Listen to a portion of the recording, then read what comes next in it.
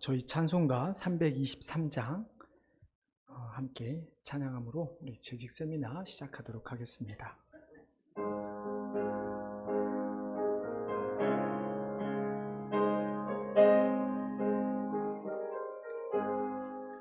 푸른 바다 나서니 몸 어디든지 가오리다.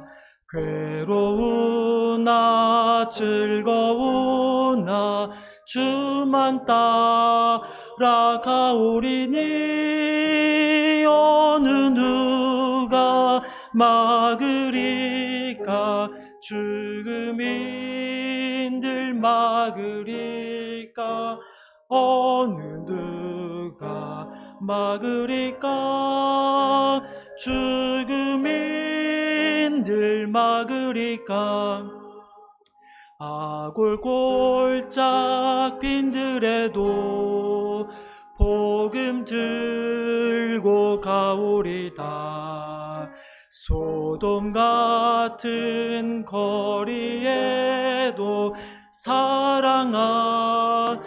찾아가서 종의 몸에 지닌 것도 아낌없이 드리리다. 종의 몸에 지닌 것도 아낌없이 드리리다. 존귀 영광 모든 권세 주님 홀로 받으소서. 멸시천대 십자가는 제가 지고 가오리다.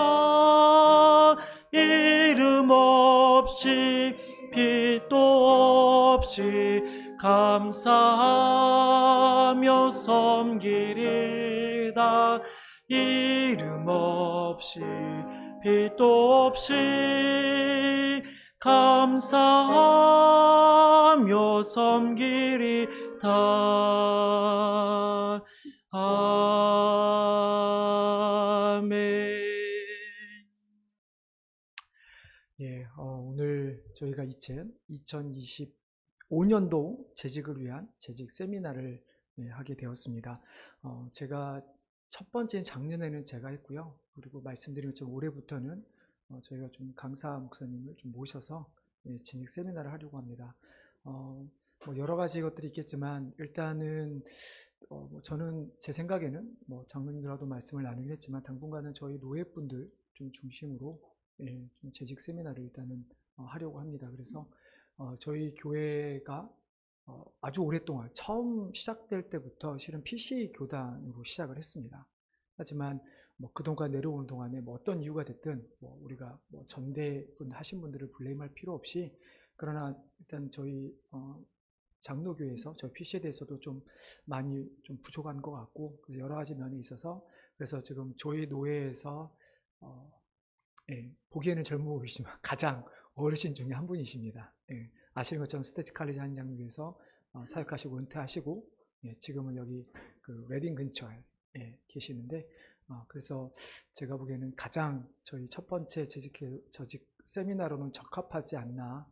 그래서 장로님과 나누는 가운데 김광희 목사님을 모셨습니다. 그래서 목사님 나오셔서 아마 1시간은 넘기지 않을 것 같습니다. 맞나요, 목사님? 네, 그래서 여러분들 오늘 이 재직 세미나를 통해서 여러분들이 재직에 대한 혹은 저희 교단에 대한 여러 가지 것들을 좀 다시 한번 또 리프레시 하시고 또 다짐하는 시간 되시기를 바랍니다. 네, 목사님 나오셨습니다.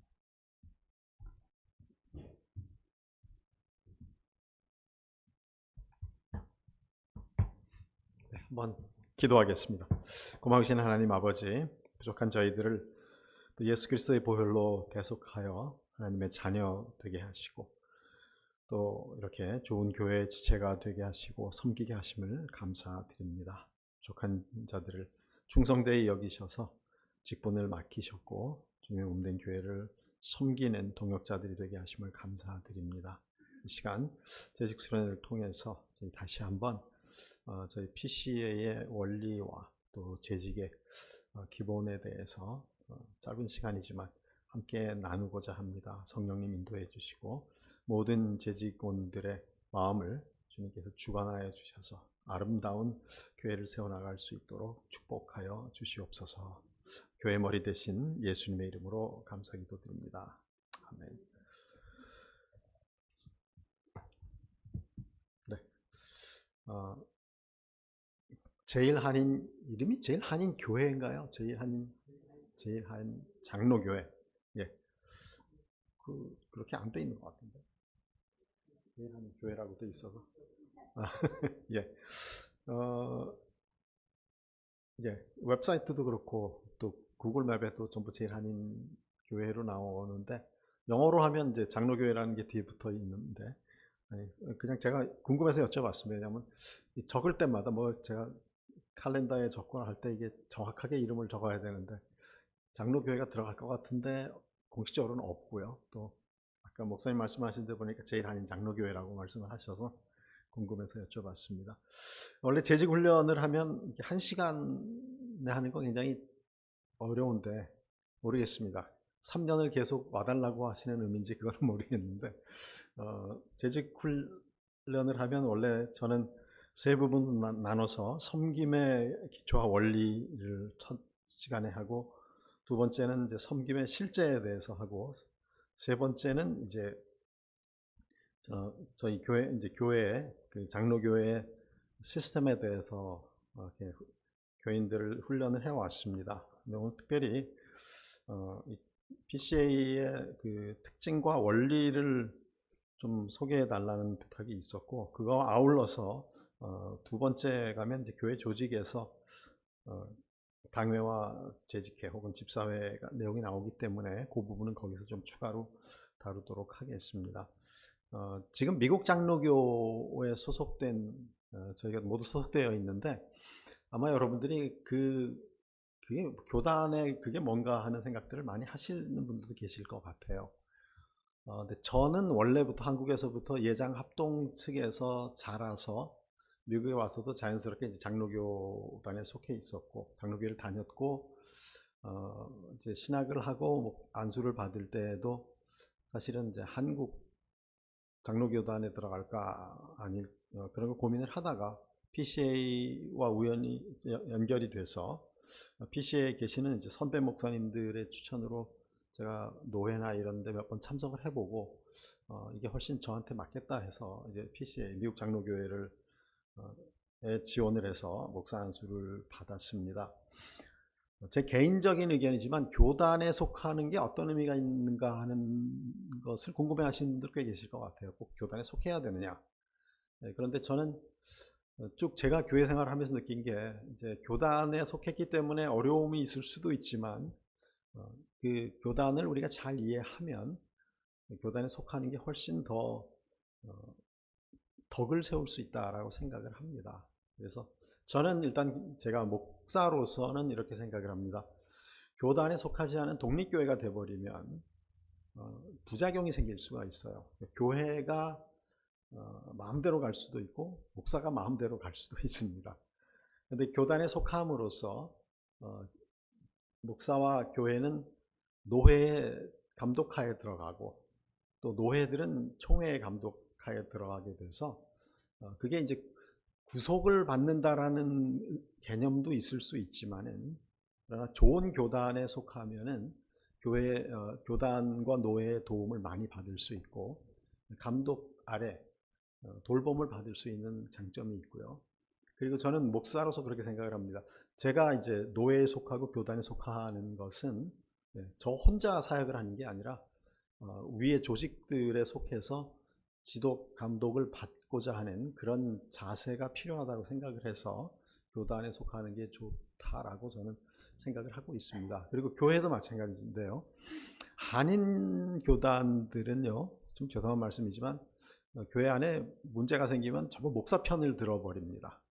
그래서 교회가 손해를 보는 게 굉장히 많은데 미국 교단들은요, 교회 안에 분쟁이 생기면 전부 교회 편, 교인 편을 들어줍니다. 그래서 목사가 손해보는 경우가 훨씬 많습니다. 손해본다기보다 공정한 거죠. 목사가 독재를 한다거나 어떤 잘못을 하지 않도록 계속해서 감독하고 통제를 해주기 때문에 교단에 속하는 목회자들이 저는 훨씬 더 겸손하고, 좀 표현이 그런데요, 정의롭다라고 생각을 합니다. 그러니까 나도 윗사람들의 위의 조직에 속해서 지도와 감독을 받고 거기에 대한 책임을 지겠다라는 자세가 필요하다고 생각을 합니다. 그래서 저는 교회도 마찬가지라고 생각을 합니다. 목회자들뿐 아니라 교회도 교단에 속하는 것이 그냥 우리가 우리 마음에 안 들면 우리 마음대로 한다. 어떤 분들은 그래요.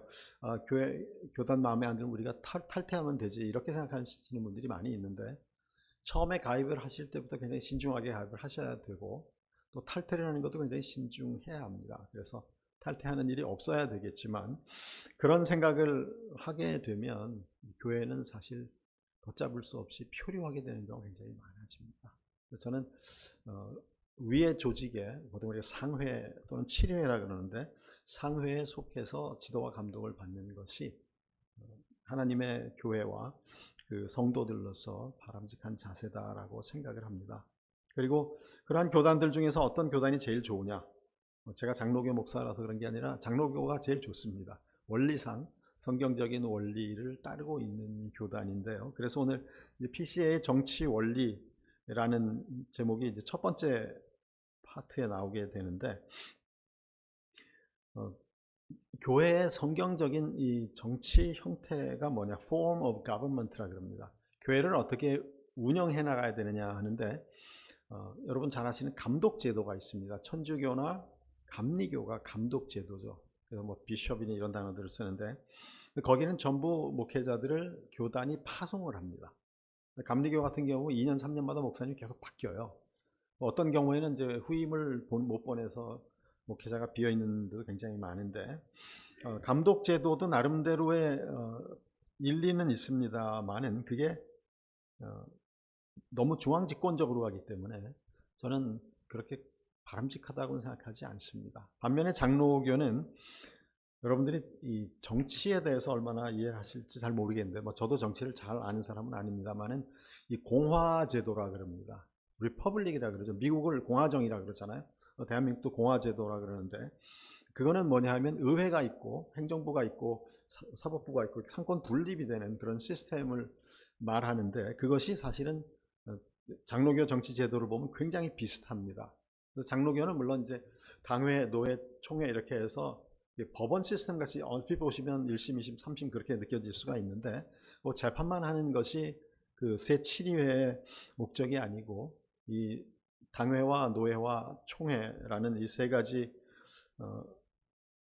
치리회는, 치리라는 말은 뭐 이렇게 뭐 야단친다 그런 뜻이 아니고요, 다스린다라는 뜻입니다. 그래서 모든 행정과 운영을 해나가는 시스템을 말씀합니다. 그래서 장로교는 본질적으로 그렇게 그 대표 제도라고 합니다. representative system이라 그래가지고 교회를 당회가 대표하고, 또 그 당회들이 모이는 교회들을 노회가 대표하고, 또 여러 노회들을 총회가 대표하는 그런 시스템으로 가는데, 그 대표 시스템을 운영하는 분들이 전부 장로입니다. 그래서 여기 보시면은 대표 제도, 장로 제도 그렇게 돼 있는데, 일단 교회 그 5가지 요소가 있습니다. 그냥 참고로만 하세요. 교회가 있고 교인들이 있고. 근데 사실 교회와 교인은 분리하기 좀 어려워지죠. 직원이라 그럽니다. 이 직원이라는 말은요, 종업원이라는 뜻이 아니고요, 이거 좀 바꿔야 돼요. 임원으로 바꾸는 게 좋을 것 같은데 아직 못 바꿨습니다. 영어로 오피서가 됩니다. 그래서 교회 직원은 장로와 집사입니다. 좀 이따 더 설명을 해드리겠습니다.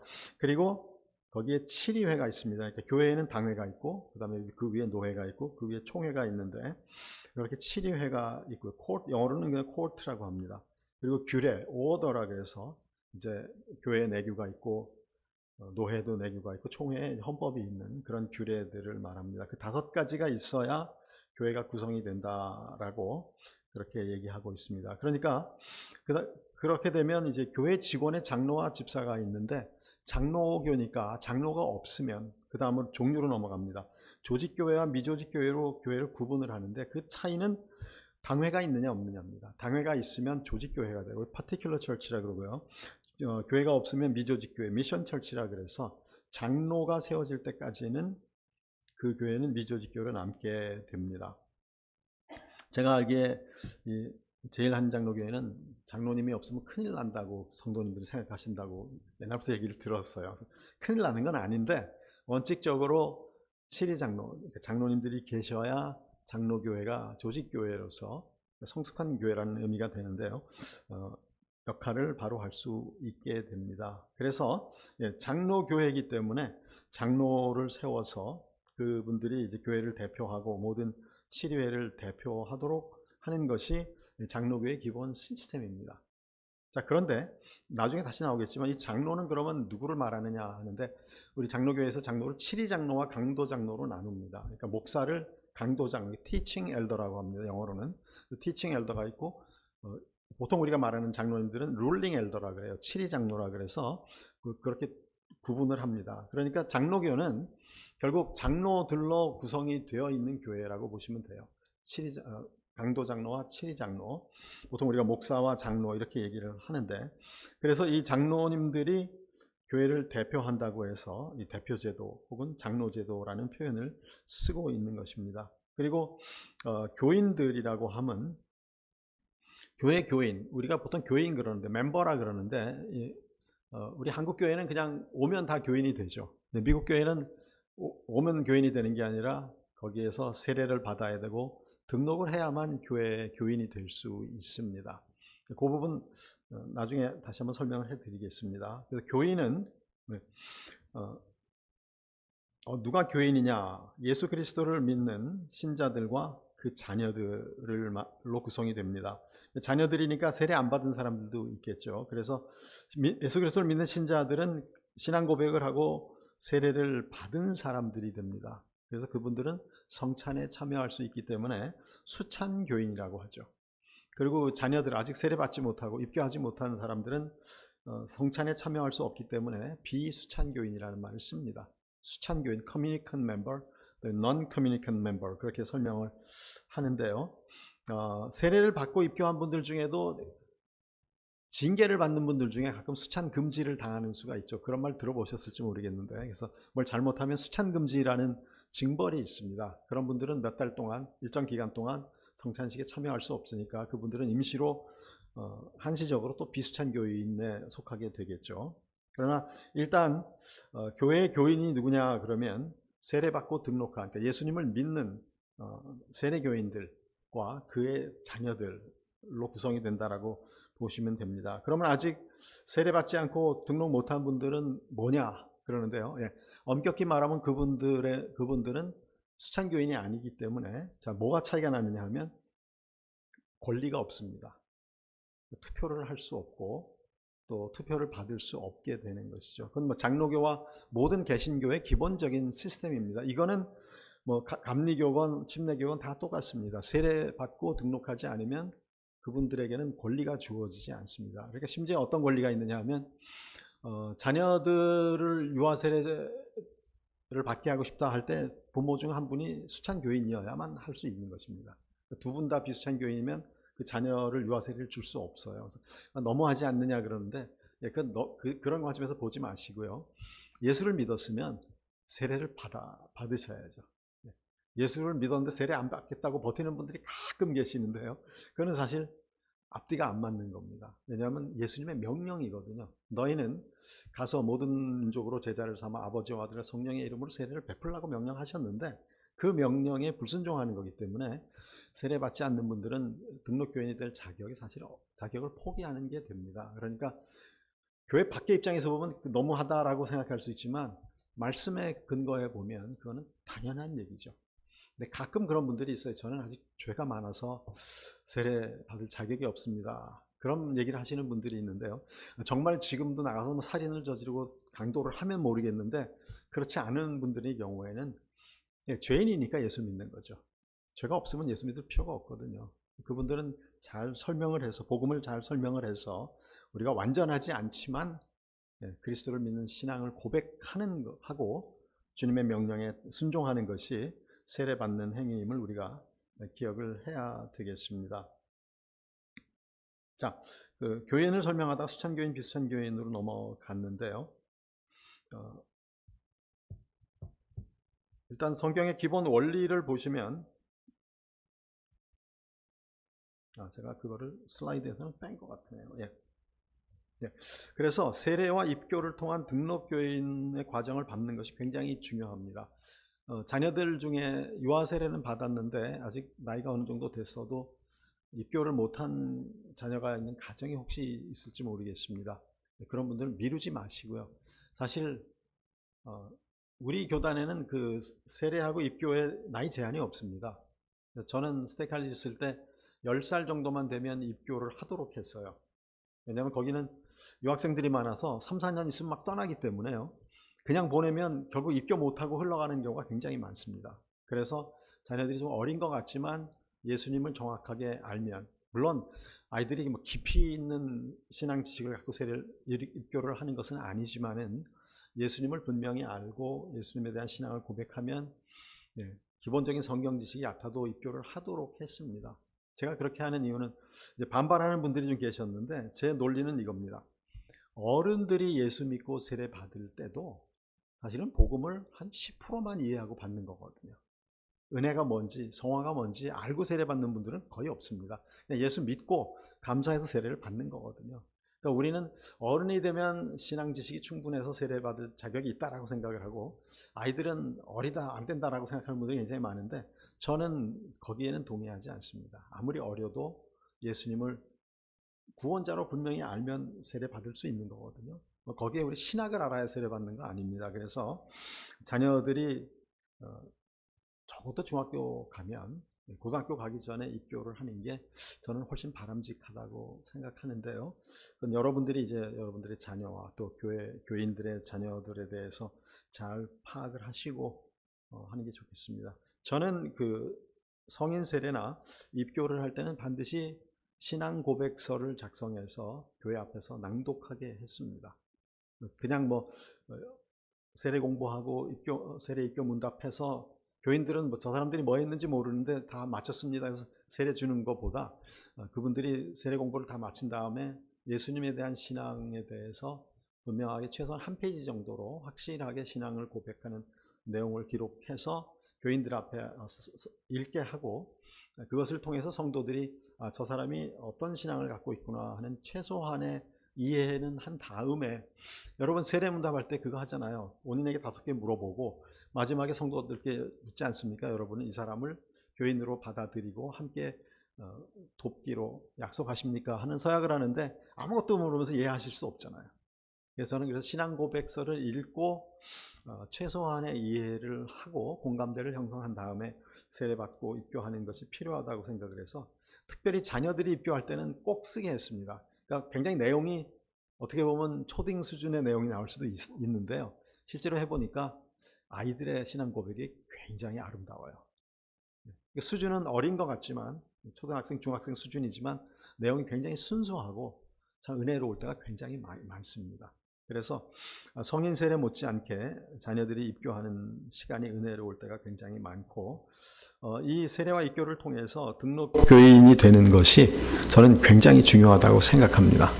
그래야만 우리 자녀들이나 또 새로 믿는 분들이 교회 등록 교인이 된 멤버가 된다는 것의 의미를 분명하게 알고 책임과 의무를 다할 수 있는 기초를 우리가 제공해 줄 수 있게 되는 것입니다. 자, 그리고 직원으로 넘어가서요. 아까 그 교회 5가지 요소가 있었죠. 교회, 교인, 직원. 그리고 3번째 나왔는데 이 직원은 영어로 하면 오피서가 돼서요. 장로와 집사를 의미한다고 말씀을 드렸는데 여기 집사는 안수 집사를 말합니다. 그러니까 미국 교회는 그냥 집사 그러면 전부 안수 받은 집사를 말하고 우리처럼 서리 집사를 의미하지는 않습니다. 이게 지금 저희 교단에서도 상당히 그 델리키트하게 지금 논쟁이 되기 시작하는 부분이에요. 그러니까 한인 교회들도 그렇고 또 미국 교회들도 여자분들을 집사로 투표해서 봉사를 하는 교회들이 생각보다 많습니다. 제가 이제 한인교회 가지 않는 경우에는 이 랭캐스터에 있는 웨스트민스터 장로교회를 가는데 거기서도 얼마 전에 여자 집사 투표를 하더라고요. 물론 이제 안수는 하지 않습니다만 그래서 이런 문제들이 교단 내에서 미국 교회들 안에서는 여자 집사를 뽑는 경우의 문제와 한인 교회들이 서리 집사와 권사를 임명하는 제도를 가지고 교단에서 약간 지금 문제가 논의가 되기 시작을 했습니다. 그런데 이거는 우리가 정확하게 우리 교단의 헌법을 이해하시면은 사실은 문제가 되지 않습니다. 근데 기술적인 문제가 하나 있기는 한데요. 그거는 뭐 제가 오늘 여러분들에게 구체적으로 설명해 드릴 필요는 없는 단계니까 염려 안 하셔도 되겠습니다. 직원에는 장로와 집사가 있다고 말씀을 드렸고, 장로는 강도 장로와 치리 장로, 티칭 엘더와 룰링 엘더가 있다고 말씀을 드렸는데, 이 두 직분은, 장로와 집사는 항존직이라 그럽니다. perpetual office라고 해서 한번 안수받은, 그러니까 안수받은 직분들, 목사와 장로와 집사는 죽을 때까지 계속 목사와 장로와 집사입니다. 근데 이제 시무를 하느냐 안 하느냐의 차이가 있을 수는 있겠지만, 그 장로라는 타이틀이 사라지지는 않습니다. 징계를 받아서 파면이 되면 그게 없어지지, 박탈이 되지만, 그래서 자꾸 뭐 은퇴를 했다던가 뭐 이사를 갔다던가 했을 때 뭐 새로 간 교회 시무 장로는 아니더라도, 시무하는 안수 집사는 아니더라도 그 타이틀은 그냥 그대로 유지가 되는 것이죠. 다만 그 교회에서 새로 이제 투표를 받아야 시무할 수 있는 그런 가능성이 생기는 건데, 어쨌든 그래서 장로와 집사는 항존직이 되고요. 은퇴를 하더라도, 예를 들면 그렇습니다. 장로님이 은퇴를 하시면 당회에 참관을 하실 수 있는데 투표권이 없어지죠. 시무장로가 아니니까. 뭐 그런 차이가 있습니다. 발언권이나 이건 다 주어지는데 투표만 못하고, 목사가 은퇴를 하면 교회는 떠나지만 노회나 총회에 가서는 그대로 사역을 할 수 있습니다. 그러니까 목회를 은퇴하는 것이지 목사를 은퇴하는 건 아니거든요. 저도 노회장을 은퇴하는 후에도 계속 했었고, 지금도 이제 총회 교단에서 계속 뭐 번역이라든가 통역이라든가 이런 일들을 맡아서 섬기고 있는데요. 이 항존직이라는 의미를 이해를 해주시고, 상대적으로 우리가 말하는 한인교회 서리집사와 이제 우리 권사님들이 계시는데, 이 서리집사와 권사직은 사실은 항존직이 아니라 임시직입니다. 근데 이제 한국에서 권사님들을 투표하고 막 안수도 주는 교단들이 있어요. 장로교에서는 그게 불법입니다. 안수 못 주게 돼 있어요. 왜냐하면 교회 직분은 장로와 집사밖에 없기 때문에 그렇습니다. 그리고 권사도 원칙적으로 하면 매년 재임명을 해야 됩니다. 서리집사처럼. 그런데 이제 그 한국의 문화가 있기 때문에 권사님들을 매년 재임명한다, 이런 식으로 막 좀 하면 좀 불쾌하시죠. 그래서 권사님들에 대해서 이렇게 원칙대로 하면 매년 재임명을 해야 되는 임시직이지만 그대로 계속 인정을 해드립니다. 그러다 보니까 이제 오해가 생겨서 권사도 항존직이라고 생각하시는 분들이 꽤 있어요. 그러나 한국 교회는 지금 이제 교단에 따라서, 제가 몇 교단을 들어가 보니까 권사님들을 항존직으로 하려고 하는 교단들이 있더라고요. 근데 통과가 됐는지는 모르겠습니다만은, 그런데 그거는 뭐 사실 저는 개인적으로 여자들이 지금 안수받는 문제와 뭐 이런 문제들이 굉장히 보수 교단에 논쟁이 많이 되고 있는데, 그런 저는 전통이라고 생각을 하고, 100% 비성경적이라고 생각하지는 않아요. 제 개인적인 견해입니다. 잘못하면 제가 이제 PCA에서 징계를 받을 수 있는 발언이기는 한데요. 저희 교단에서 이제 여자 안수를 금지하고 있죠. 금지하고 있는데, 좀 제가 볼 때 여자 집사를 뽑아서 세우는 교회들이 많고, 단지 안수만 하지 않습니다. 그래서 계속 도마 위에 올라갑니다. 그 미국 교회들이 왜 여자 집사를 뽑느냐 그러는데, 이게 굉장히 지금 좀 힘든 논쟁이 되는 부분이기는 합니다. 그런데 법적으로 서리집사와 권사는 항존직이 아니라 임시직이라는 걸 여러분이 이해를 해 주시고, 그러면 왜 미국 교단에 속해 있는데 서리집사를 세우느냐, 이런 질문을 하시는데, 우리 헌법 9장 7조에 그런 내용이 있습니다. 당회는 집사들을, 그러니까 안수 집사를 말하는데요, 집사들을 보조하기 위해서 그 보조자들을 임명할 수 있다라는 규정이 있습니다. 그게 거기에 이제 서리집사가 해당이 되고, 한국교회 같은 경우는 그거를 좀 확대 해석을 해서 권사님들까지 임명하는 조항의 근거로 삼고 있어요. 그런데 정확하게 문구를 보면 당회는 집사들을 보조하기 위하여 조력자들을, 어시스턴트라고 표현되는데요, 조력자들을 임명할 수 있다라는 규정을 저희 교단에서 추가했습니다. 꽤 오래전에. 한인 노예들을 위한 조치라고 저는 이해를 하는데요. 근데 미국 목사님들이 가끔 그거를 없애자고 안건을 내는 분들이 있어요. 한인교회들이 뭐 이렇게 하는데 그거 하면 안 된다, 자꾸 그런 분들이 있는데, 문화적인 것이기 때문에 사실 한인교회는 그 전통을 유지하는 게 저는 필요하다고 생각을 하고, 오히려 리디머라든가 여기 웨스트민스터 교회 장로교회들이 한인교회처럼 여자 성도들을 집사로 투표해서 세우고, 안수는 하지 않지만 여자 집사로 세워서 함께 사역을 하게 하는 교회들이 늘어나는 추세입니다. 그래서 이 부분이 좀 애매한 부분이 있지만, 현재까지는 헌법에서는 서리집사와 권사는 직원으로 인정이 안 되는 임시직이라는 것만 이해를 해주시면 좋을 것 같습니다. 그러면 그 직원의 자격은 무엇이냐? 이거는 뭐 이것만 가지고 따로 한 시간을 해야 될 주제이기는 하지만 잘 아시리라고 생각을 합니다. 디모데전서 3장에 보면 장로와 집사의 자격에 대해서 자세히 설명이 되어 있습니다. 그거를 그냥 쉽게 말하면 흠이 없고 신실한 자, 그렇게 보시면 될 것 같아요. 거기에 뭐 이제 가정관계도 있고 여러 가지가 나오는데, 흠이 없다는 것은 사실 완벽하다라는 의미는 아니고요. 상대적으로 흠이 없는 거죠. 뭐 아브라함과 노아를 성경이 흠이 없이 완전한 자라고 하나님과 동행하는 자라고 설명을 했지만, 어떤 신학자도 그 아브라함과 노아가 죄가 없었다고는 생각하지 않습니다. 단지 상대적으로 그들이 도덕적으로 신실한 삶을 살았다라고 인정을 하는 것인데요. 그래서 디모데전서 3장을 그냥 한마디로 요약을 하면 신앙적으로 신실하고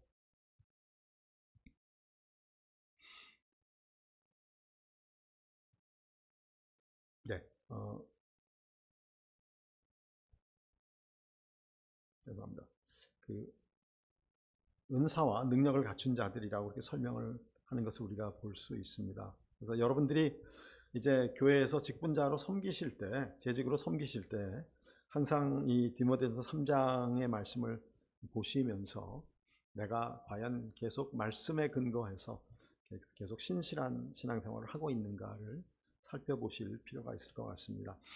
거기 FAT라는 그 단어가 나오죠. 디모데후서 2장 2절의 말씀인데, 사도 바울이 이렇게 말씀하고 있습니다. 내가 또 내게 들은 바를 또 다른 자들에게 전하라. 그들이 또 다른 사람들을 가르칠 수 있으리라. 그렇게 기록하고 있습니다. 그래서 그 말씀을 정리를 해보면 FAT라 그랬는데 이게 뚱뚱하다는 뜻이 아니고요. F는 faithful이고요. A는 able, 능력 있는 사람. T는 사실 이걸 A로 바꿀까 생각도 했는데 이 time입니다. 다른 말로 하면 available이라는 의미가 됩니다. 신실해야 되는 건 여러분 뭐 당연히 이해하실 겁니다. 우리가 그리스도에 대한 믿음과 하나님의 말씀에 충실한 그런 성실한 신앙인이 되어야 된다는 것이죠. 두 번째로 able이라는 것, 이것은 교회를 섬기려면 섬길 만한 능력이나 은사를 갖추어야 된다고 우리가 생각할 수 있습니다.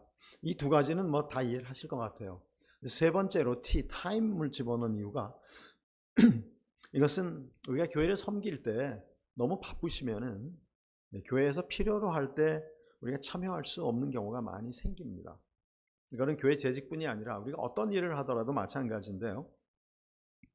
여러분 축구 선수들이 보면 손흥민 선수 잘 아실 것 같아요. 얼마 전에 몇 주 전에 이제 경기를 하다가 장단지를 보여갖고 넘어져서 결국 퇴장해서 대표팀에도 지난번에 참가를 못한 적이 있었죠. 아무리 능력이 있어도 어베일러블 하지 않으면 섬길 수가 없는 겁니다.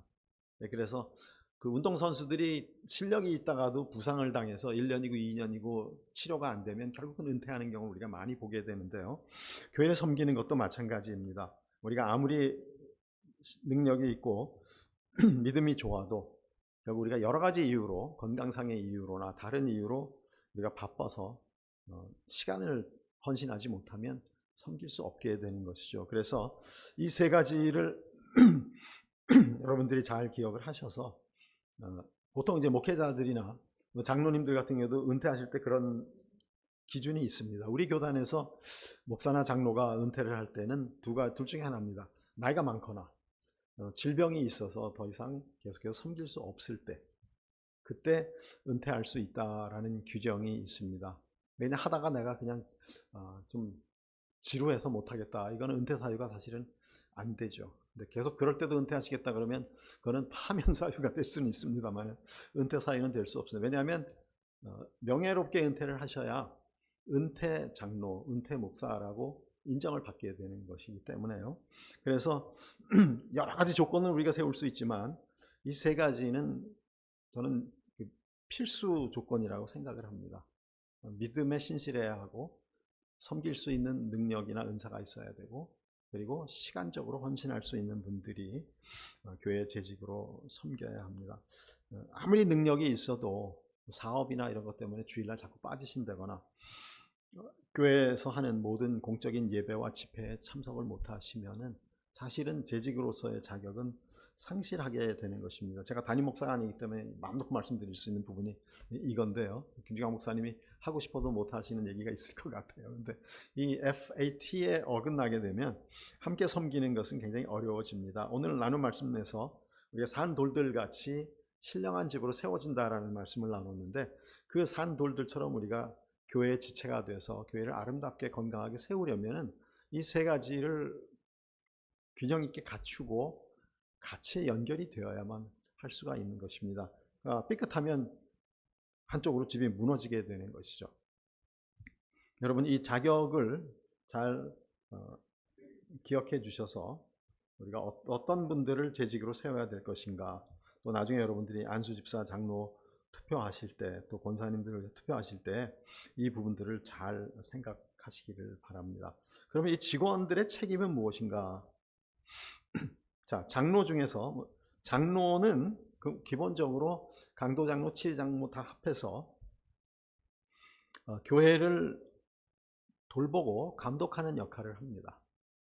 그러니까 장로교회에서 장로는 굉장히 원칙적이지만 아주 본질적이고 원칙적이지만 중요한 의미를 갖습니다.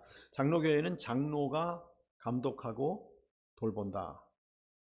그게 원칙이고요. 그래서 장로교회는 장로가 없으면 안 되는 거죠. 그러니까 여러분들이 우리 교회는 장로님이 계셔야 됩니다라고 막 그렇게 항상 강조하신다 그러는데 그건 굉장히 성경적인 사고방식이긴 합니다. 예, 그런데 그 장로가 어떤 분이 장로가 되어야 되는지와 장로가 되면 무엇을 해야 되느냐, 어떤 책임이 있느냐를 정확하게 이해를 하셔야만 교회를 건강하게 세워나가실 수가 있는 것입니다.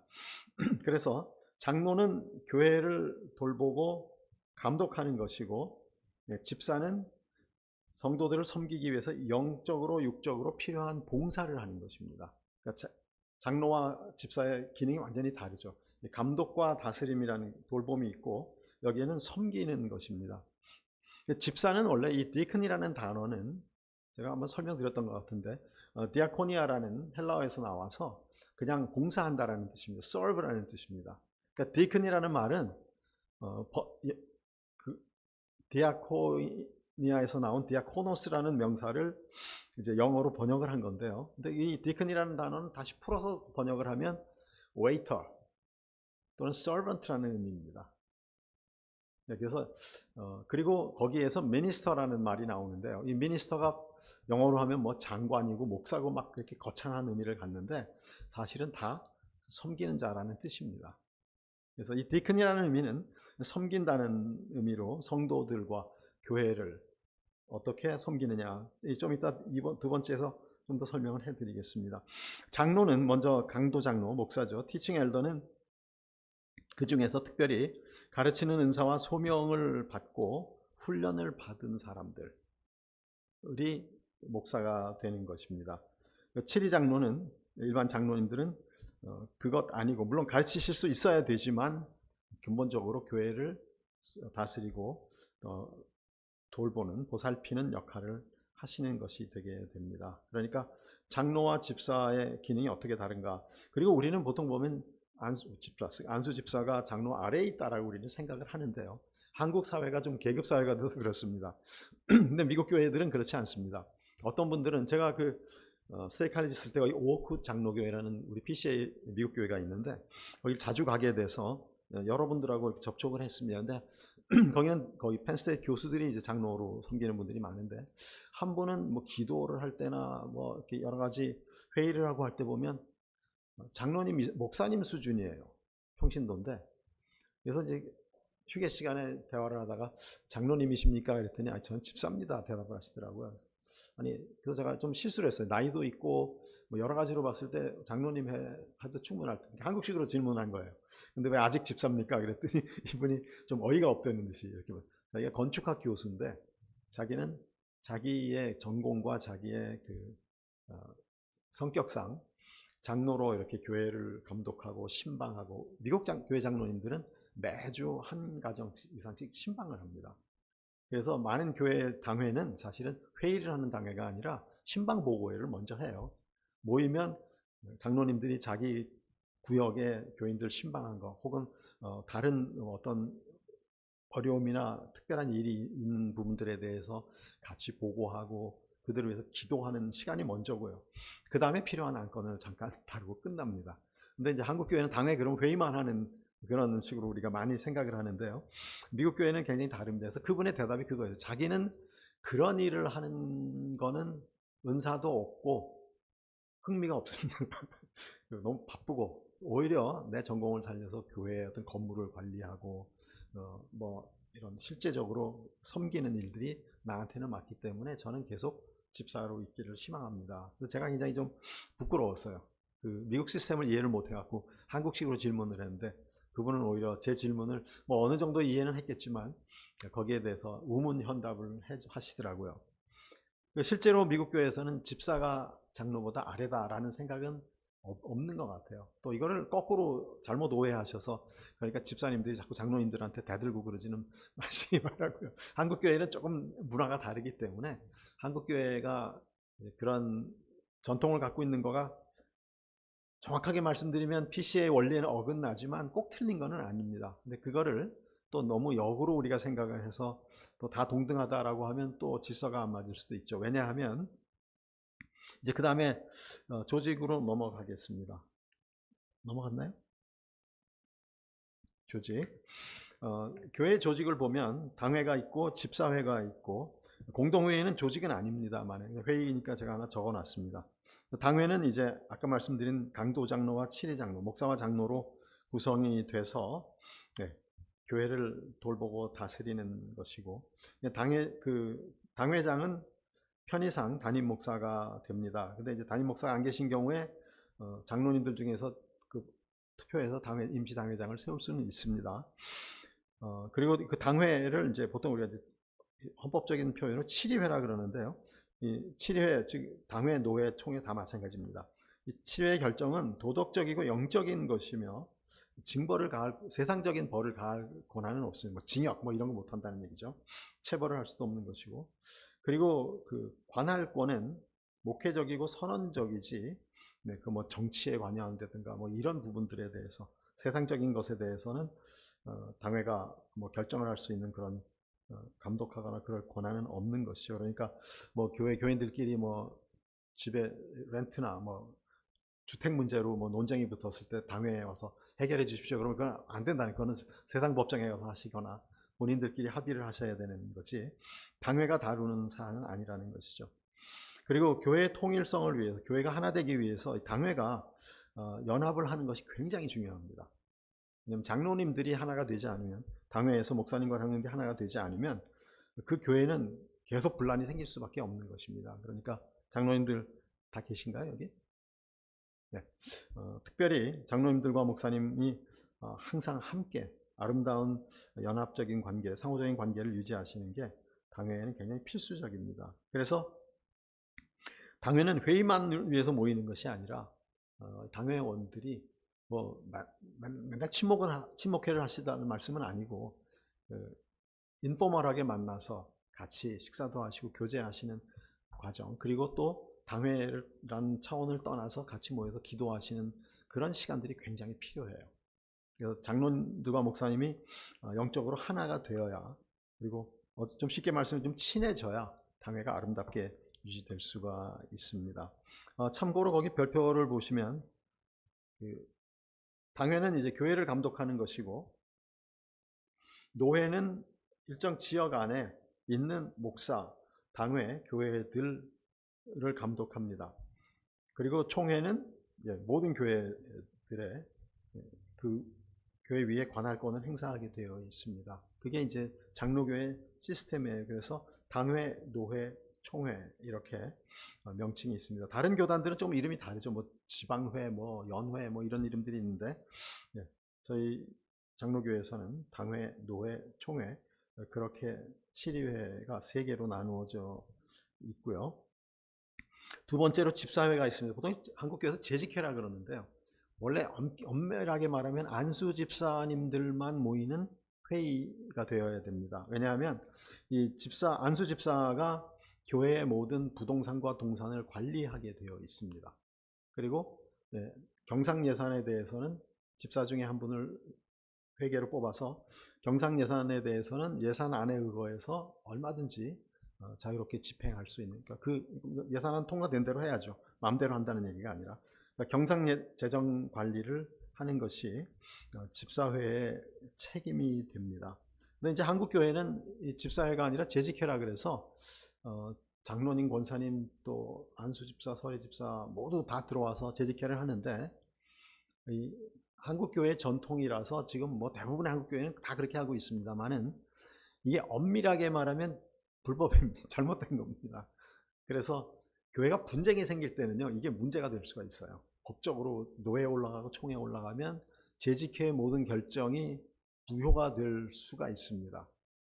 제가 여러분 겁드리려고 한 게 아니라 지금 우리 교단에서 이게 지금 논쟁이 되고 있어요. 근데 사실은 한국 교회를 흔들려고 한 게 아니었고 여자 집사들을 세우는 미국 교회들에 대한 어떤 반발로 나온 안건이 그 안건을 제가 쭉 번역을 하다 보니까 이게 잘못 삼천포로 빠지면 재직회를 강타할 수 있겠구나 하는 그 느낌이 들어서 제가 사실 한인 그 교회 협의회 모일 때는 이 발언을 제가 안 하고 있습니다. 긁어부스럼이 되기 때문에 모르는 척하고 넘어가야 그 안건이 어떻게 흘러가든 간에 한국 교회가 어려움을 안 당하게 되는데 한국 교회 전통이 있어서 이 부분이 굉장히 좀 델리케이트하기는 합니다. 그래서 집사회는 교회의 모든 동산과 부동산 재정을 관리하고 또 경상 재정을 집행할 수 있는 그런 책임을 갖고 있지만은 당회의 감독 아래에 있습니다. 그래서 가끔 그 집사회 안수 집사님들이 뭘 결정을 하고 나서 당회가 반대하면 막 당회하고 이렇게 싸우는 교회가 있어요, 실제로. 그런데 그거는 잘못된 것이죠. 물론 이제 그렇게 되기 전에 교회가 이런 부분들 잘 이해를 해서 잘 훈련을 받아서 이런 경우에는 어떻게 결정을 하고 당회가 어떻게 그것을 검토하고 승인하게 하느냐 하는 그런 부분들을 미리 협의를 해나가는 것이 가장 아름답습니다. 그래서 우리 헌법에도 보면 그런 제안이 나옵니다. 집사회 9장에 나오는 건데요. 당회와 집사회가 간헐적으로 중요한 문제를 협의하기 위해서 만나는 것을 권한다. 그래야만 집사회가 결정한 것을 당회가 막 뒤집고 이런 불상사가 안 일어날 수 있는데 일방적으로 해버리면 이런 문제가 생길 수 있다는 것이죠. 특별히 부동산에 대한 것은 집사회에서 마음대로 결정할 수 없게 돼 있고 당회가 결정하도록 되어 있습니다. 그런데 이 부분 여러분 참고로 아시고요. 제가 이렇게 헌법 안에 나오는 내용들을 말씀을 드리는 이유는 사실 우리가 장로교회 교인으로서 장로교회 시스템을 잘 이해를 못하기 때문에 평안할 때는 문제가 없습니다. 그런데 조금 문제가 생기면 해결을 못해요, 성도님들이. 너무 그 시스템을 모르기 때문에. 그래서 제가 사실은 여러 교회에 자문을 해드리고 있는데 자문을 하다 보면 성도님들이 너무 모르시는구나. 그래서 제가 가끔 목사님들한테 그 얘기를 합니다. 뭐 하냐고, 이런 거 좀 가르치라고. 근데 이제 헌법을 가르칠 수 있는 시간이, 기회가 별로 없잖아요. 그래서 이게 참 어려운 부분인데 여러분들 오늘 이거 보시면서 우리 헌법은 사실 웹사이트 가면 그냥 다운받으실 수 있고 굉장히 어렵죠. 목사님한테 그 요청을 하시면 좋을 것 같아요. 제가 스테이칼지에서 강의하던 그 슬라이드들이 수십 장이 있는데 필요하면 보내드리겠습니다. 요약을 해서 그걸 보시면 모범 답안들을 보실 수 있는 부분들이 많이 있는데요. 집사회는 그러니까 재정과 봉사입니다.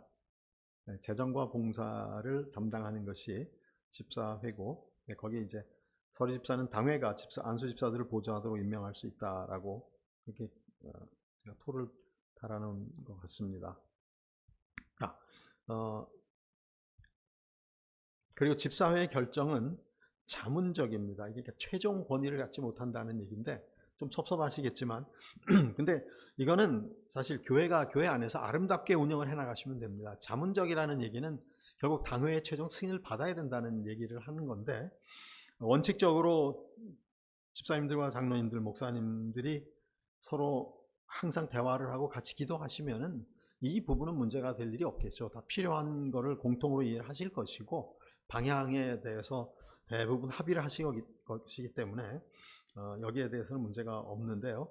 왜 이 조항이 있느냐 하면 만일 교회에 어떤 재정적인 갈등이 생길 때 어떻게 할 거냐, 거기에서는 당회가 최종적인 권위를 갖는다는 것을 여러분들이 이해를 해 주시기를 바랍니다.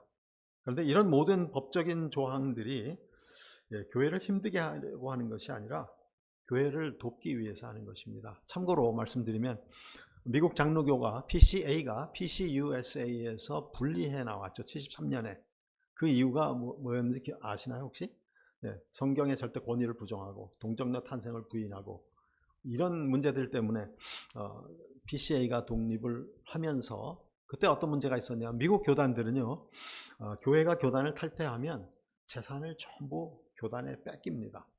표현이 좀 살벌하죠. 건물이고 재정이고 다 교단에 주고 와야 돼요. 그래서 PCA 교회들이 건물도 뺏기고 재정도 뺏기고 빈털터리로 다 나와서 PCA를 세웠습니다. 그래서 헌법을 만들 때 물론 PCUSA의 헌법에 많이 기초를 했지만 PCUSA 헌법도 뭐 그때까지는 굉장히 성경적이었어요. 그냥 목회자들과 교회들이 뭐 성경의 권위를 인정 안 하고 이런 문제가 있었던 거지 헌법 자체는 큰 문제가 없었습니다. 그래서 PCUSA 헌법에 기초해서 PCA 헌법을 만들면서 추가한 조항이 있었어요. 그게 뭐냐면 개교회가 교단을 탈퇴할 때 그 재산은 개교회가 소유한다. 자기네들이 피해를 봤었기 때문에 만일 어떤 교회가 우리 PCA가 마음에 안 들어 나가겠다 그러면 재산을 빼앗지 않겠다는 조항을 그분들이 자원해서 추가를 했습니다. 그러니까 PCA 헌법은 사실은 교회를 돕기 위한 헌법이지 교회를 속박하기 위한 헌법은 아닙니다. 잘 이해를 해주시고 뭐 법이 그렇게 까다롭습니까? 라고 생각하시는 분들이 있는데요. 사실은 저는 이런 생각을 합니다. 법 없이도 살아야 되고 법 없이도 교회가 흘러가야 된다고 생각하는 사람입니다. 법을 따지기 시작하면 문제가 생깁니다. 그러나 법을 모르면 질서를 유지하기 어려울 때가 생깁니다. 그래서 비상시에 대비해서는 교회 헌법이 무엇을 규제하고 있는지 최소한은 이해를 하시는 게 저는 필요하다고 생각을 합니다. 저는 법에 대해서 제가 섬기던 교회에서도 6개월 동안 헌법과 교회 내규 이런 것들을 강의를 하고 재직 훈련을 했었는데 그건 제가 은퇴하면서 청빙위원회를 만들고 청빙위원들이 후임을 잘 청빙하도록 하기 위한 기초 작업으로 그렇게 해나갔습니다. 근데 그때 많은 교인들이 뭐 이런 거 골치 아프게 왜 이런 걸 자꾸 배우라고 하시나요? 막 그랬는데 제 철학은 그겁니다. 법 없이 가야 되지만 교회가 어려움을 당하는 게 혹시라도 생긴다면 법을 모르면 교인들이 손해를 보게 됩니다. 저는 그런 교회들을 너무 많이 봤기 때문에 성도님들이 이 교회 모든 법을 최소한의 법은 이해를 하셔야 된다고 생각을 합니다. 세 번째로 공동의회, 이거는 조직은 아니지만 1년에 한 번씩 예산안을 심의하기 위해서 공동회의를 하도록 되어 있습니다. 그리고 중요한 안건들, 담임 목사의 청빙이나 뭐 이런 중요한 안건들을 처리하기 위해서 임시 공동회의도 소집을 하고 하는데요. 또 청빙위원회를 소집하려면 공동회의를 통해서 청빙위원들을 뽑아야 되고 이런 과정들이 있죠. 이런 중요한 안건을 다루기 위해서는 정기 공동회의, 임시 공동회의가 모입니다. 그리고 재직회나 공동회의를 소집하려면 반드시 공동회의는 한 달 전에 소집을 해야 된다라는 그 법이 있어요. 그러니까 갑자기 다음 주에 공동회의 합니다 이렇게 하시면 안 된다는 거예요. 왜냐하면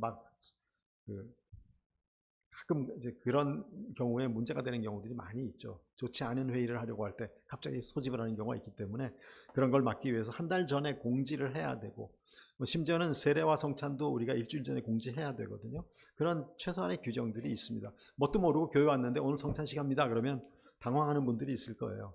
성찬의 의미를 아는 분들은 준비 없이 오면 굉장히 당황을 하게 됩니다.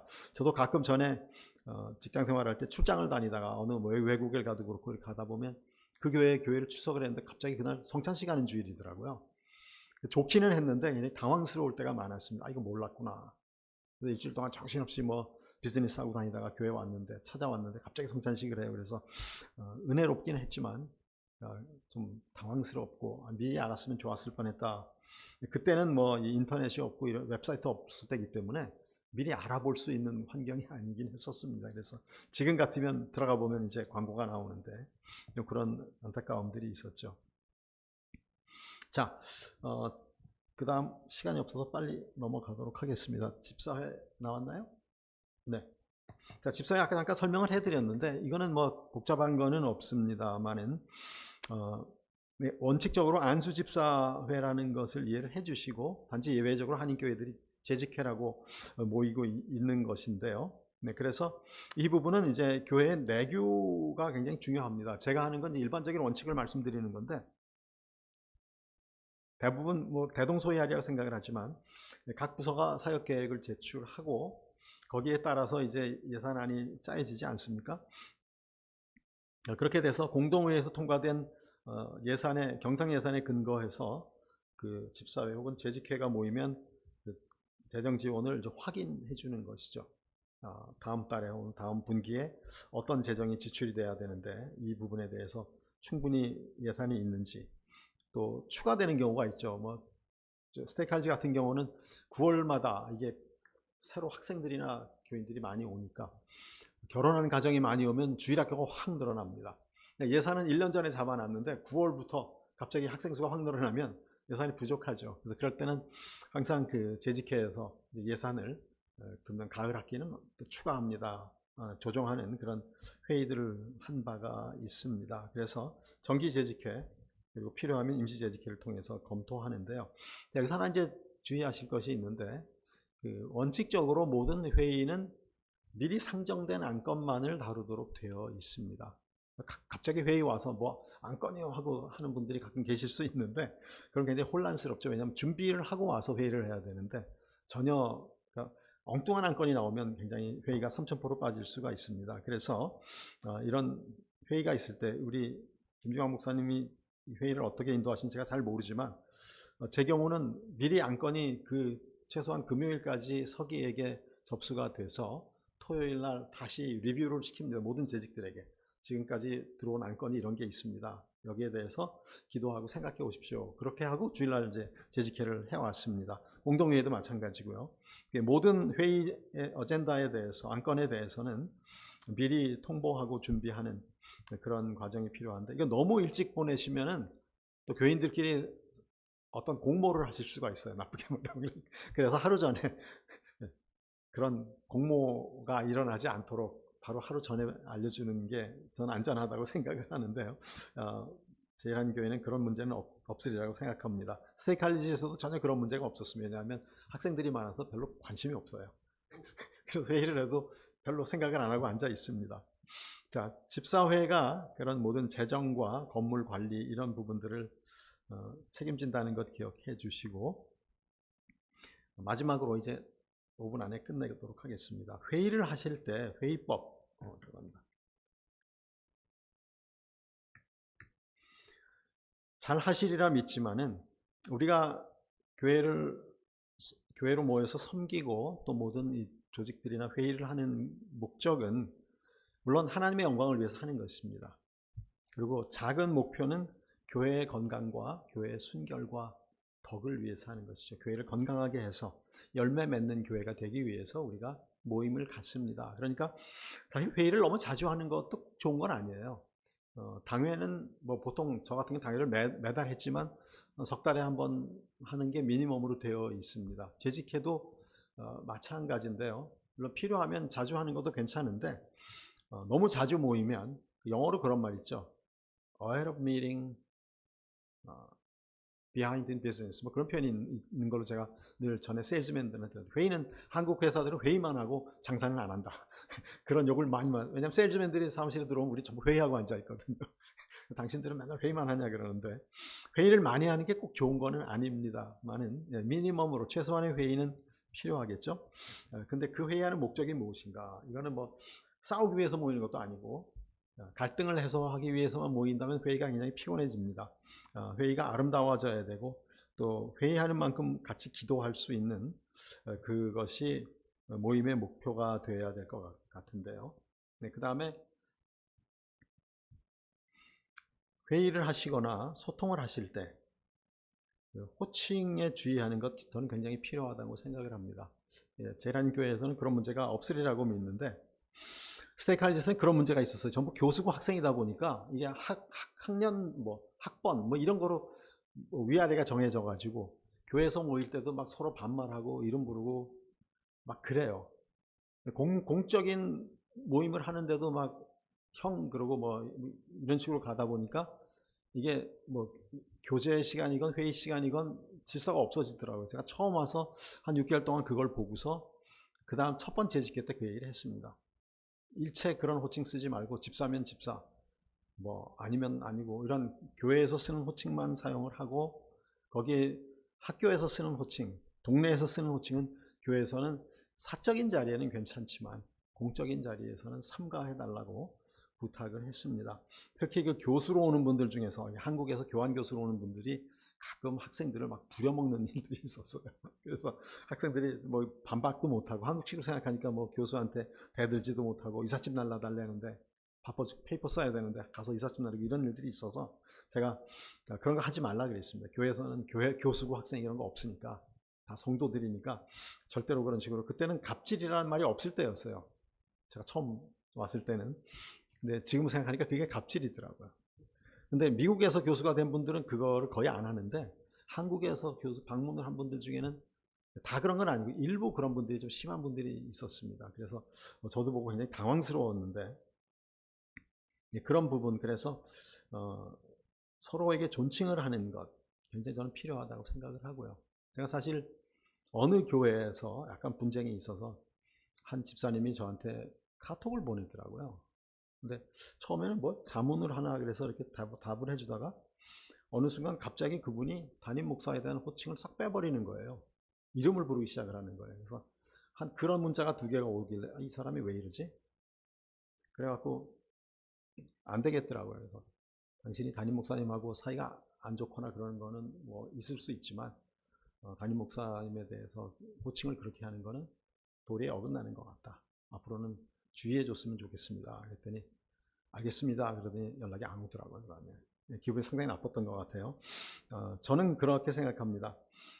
미국의 대통령, 한국의 대통령, 뭐 정치인들 마음에 드는 사람도 있고 마음에 안 드는 사람도 있는데 마음에 안 드는 사람들이 더 많아지는 것 같아요. 여러분도 비슷한 심정이실 것 같습니다. 그러나 국민이 투표했고 또 하나님이 세우신 그런 위정자들에 대해서 저는 최소한의 예우는 갖춰야 된다고 생각을 합니다. 더더구나 교회에서는 더하죠. 성령의 기름 부음 받은 직원들에 대해서, 목사, 장로, 안수 집사에 대해서 성도들이 함부로 하는 것은 굉장히 위험한 것이고요. 교회의 건강을 해칠 수 있는 심각한 문제가 되고, 또 성도들끼리 상호 간의 소통에서도 호칭에 대해서 심하게 반말을 하거나 뭐 이런 것들은 저는 건강하지 않다고 생각을 합니다. 물론 사적인 자리에서는 뭐 얼마든지 그렇게 하실 수 있어요. 그러나 공적인 자리에서, 공적인 맥락에서는 굉장히 조심하셔야 될 것 같고, 우리가 이메일을 하거나 문자를 하거나 소셜미디어를 사용하거나 할 때에도 이런 부분에 대해서 다른 사람을 비판하거나 이런 부분들은 굉장히 조심해야 된다고 생각을 합니다. 특별히 교회 문제에 대해서 소통하시고 대화하실 때에는 이게 공사가 없습니다. 사실. 두 분이 개인적 부부 간의 대화를 하시더라도 그거는 교회 문제를 얘기하는 거거든요. 굉장히 조심하셔야 돼요. 공적으로 대화를 하시고 서로를 존중하는 그런 자세로 모든 대화에 임해 주셨으면 좋을 것 같아요. 그리고 갈등이 생기거나 비판을 하게 되는 경우에도 저는 책망하거나 비판할 수 있겠죠. 그런데 비난과 비판은 다릅니다. 목적이 다른 것이죠. 비판은 교회를 세우기 위하고 상대방을 세우기 위해서 하는 게 비판이라고 한다면 비난은 무너뜨리려고 하는 것이거든요. 그러니까 사도 바울도 그런 얘기를 했죠. 우리가 너희를 우리에게 주신 권세는 너희를 파하려고 하는 것이 아니라 너희를 세우려 하는 것이니.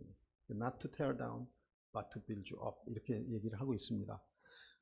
하나님이 우리에게 맡겨주신 모든 직분과 그런 소명은 성도들을 아름답게 세우기 위한 것이고 교회를 세우기 위한 것이 파괴하기 위한 것이 아닙니다. 그래서 내가 지금 하는 그 말이나 내가 하는 대화가 상대방을 또는 교회를 세워나가는 것이 되는가 아니면 무너뜨리는 것이 되는가를 우리가 생각하면서 임해 주시면 감사하겠고요. 요즘 그 뒷담화라 그러죠. 없는 데서 남 얘기하는 거. 저는 이거는 굉장히 비겁한 거라고 생각을 합니다. 대면해서 어떤 불만이 있거나 건의하실 일이 있으면 만나서 직접 보시고 페이스 투 페이스로 대화를 하시는 게 좋을 것 같아요. 그럼 대면해서 대화를 하시면 많은 오해가 해소가 됩니다. 그렇지 않으면 점점 오해가 쌓여갈 수밖에 없고 또 루머가 생기는 경우가 많이 있는데요.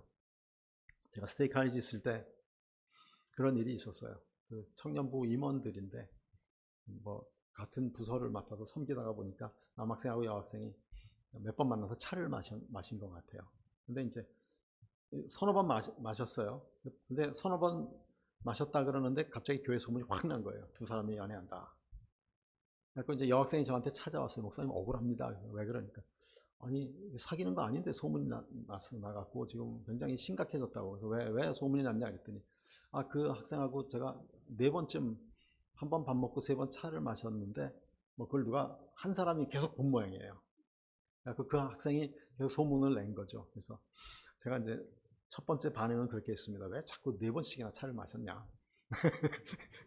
꼭 그래야만 됐느냐? 그랬더니 놀래더라고요. 그래서 오해 받게 된다.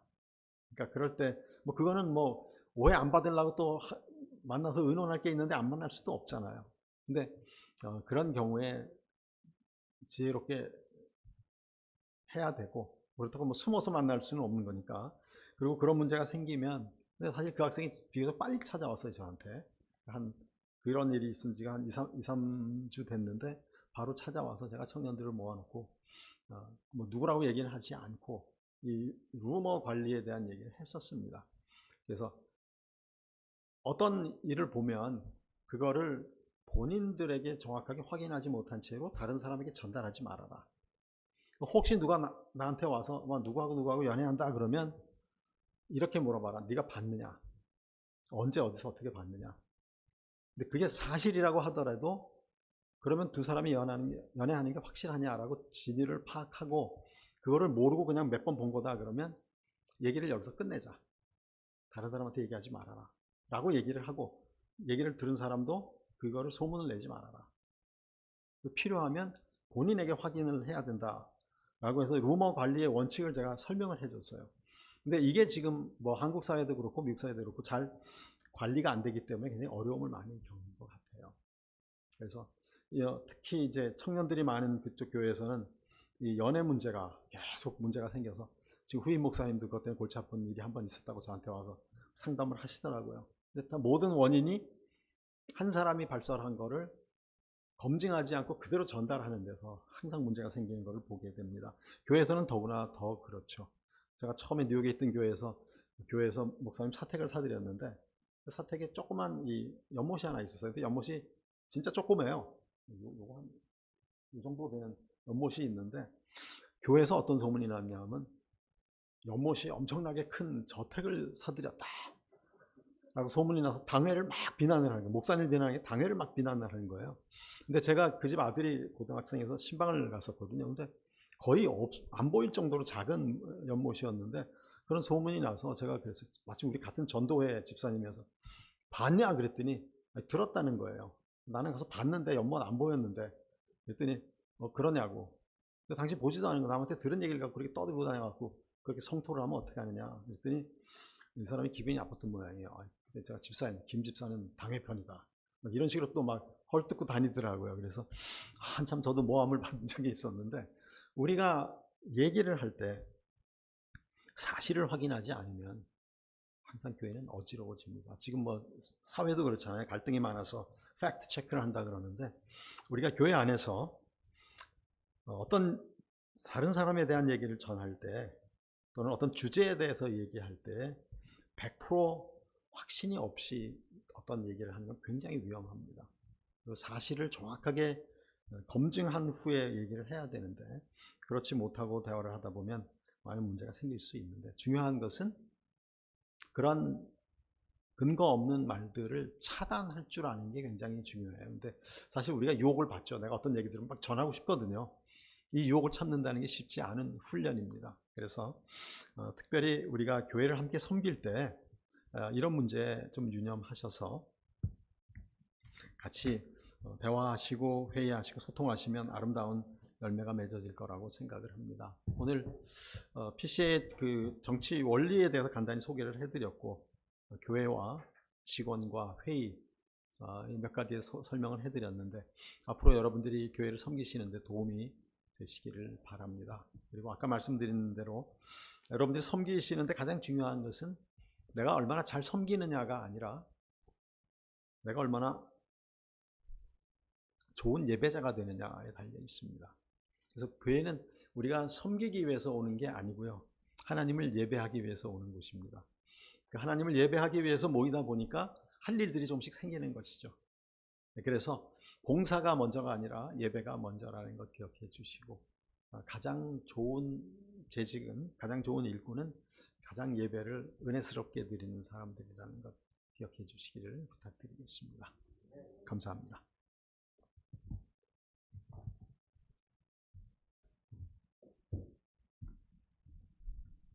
네, 감사합니다. 저희 여러분들 제가 미리 못 나눠드렸고, 끝나고 나서 저희가 그 재직 수락서와 그 다음에 내년 사역 지원서를 뒤에서 나눠드리겠습니다. 그러면 뭐 아까 목사님께서 우리 권사님들도 임시직이라고 하셨지만 그래도 한국 교회에 갖고 있는 전통상 저희가 권사님들은 투표를 해서 뽑았기 때문에 저희 교회도 일단은 저희가 따로 재직 수락서를 받지는 않겠습니다. 하지만 우리 서리 집사님 되시는 분들은 해마다 이 재직 수락서를 쓰셔야 됩니다. 저희가 당회에서 분명히 이제 검토를 하고 이제 재직 대상자분들께 말씀을 드려서 재직 세미나를 오지만, 여러분들이 수락하셔야 실은 당회도 임명을 하게 되지, 당회가 어떤 강제성을 띄어서 무조건 하십시오라고 할 수는 없습니다. 그래서 여러분들이 나중에 이제 끝나시고 오늘 써서 제출해 주셔도 좋고요. 아니면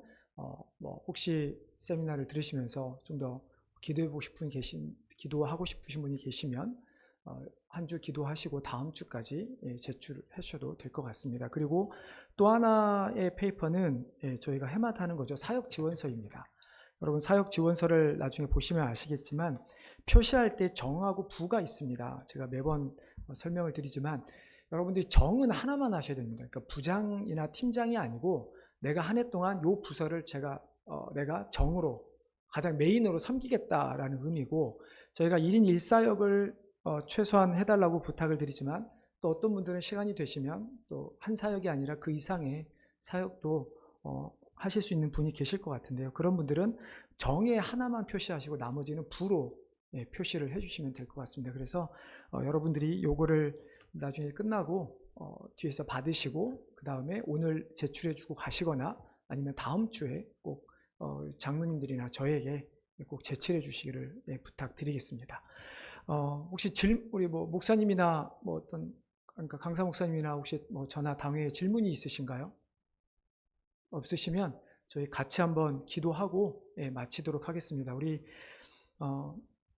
오늘 아침 우리가 들었던 주일 아침 말씀, 그리고 이제 또 우리가 오늘 우리 PC에 대해서 좀 듣고 여러 가지 회의의 원칙들, 그 다음에 이런 이야기들 많이 들었는데, 우리가 한 해 동안 내년에 또 하나님께서 우리에게 주신 은혜대로 또 은사대로 또 가지고 우리가 내년 한 해 또 우리가 교회를 위해서 주의 온대 교회를 잘 섬길 수 있도록 같이 기도했으면 좋겠습니다. 그리고 아까도 말했지만 저희 교회도 뭐 아시기처럼 점점 고령화가 되어 가는 게 사실입니다.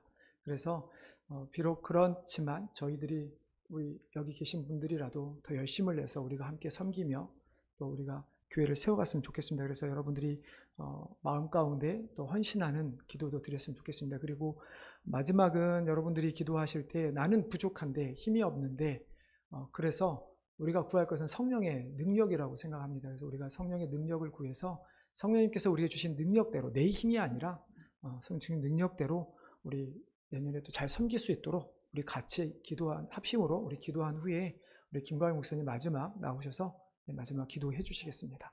다 같이 기도하겠습니다. 아버지 하나님,